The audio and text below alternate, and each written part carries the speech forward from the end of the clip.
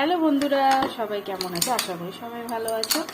তো এই যে আমার মেয়ে টিফিনের জন্য বানিয়েছি। তো এটা পরোটা করব ঘি দিয়ে।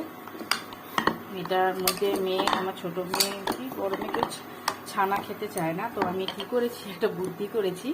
তো এই ময়দার মধ্যে ছানা, একটা ডিম ফাটিয়ে ভালো করে ছানা জলে ওতেই মাখাটা হয়ে গেছে, আর একটা ডিম যেহেতু দিয়েছি, তো ভালো করে মাখিয়ে একটু তেল দিয়ে নুন দিয়ে মাখিয়ে এবার পরোটাগুলো করব। তো যেহেতু খেতে চায় না ছানাটা কালকে দুধটা ছিল কেটে গেছিলো, জানি না কেন কেটে গেছিলো। তো গরমও প্রচুর এখানে।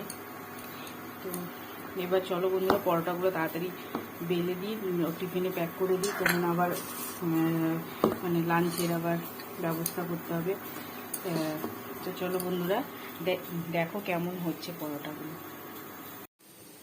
তো বন্ধুরা, এই দেখো, দেখে নিয়েছো, এই যে ঘি দিয়ে সব 4টে পরোটা করেছি। দুটো এক্সট্রা দিই আমার মেয়েকে, কেননা আমার মেয়েরা টিফিন সবসময় বন্ধুদের সঙ্গে শেয়ার করে খায়, তো দুটো এক্সট্রাই দিচ্ছি। তো চলো বন্ধুরা, এবার আমি দেখি কি নিয়ে যাই পরোটার সাথে।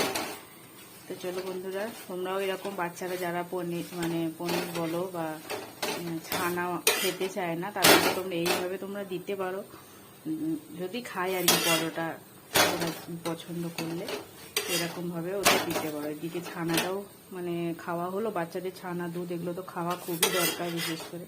তো আমার মেয়েরা একদম পনিরও খায় না, ছানাও খায় না, কিছুই খায় না, তাই জন্য এরকমভাবে চেষ্টা করি আর কি, নিজের মতন মাথায় আইডিয়া বার করে।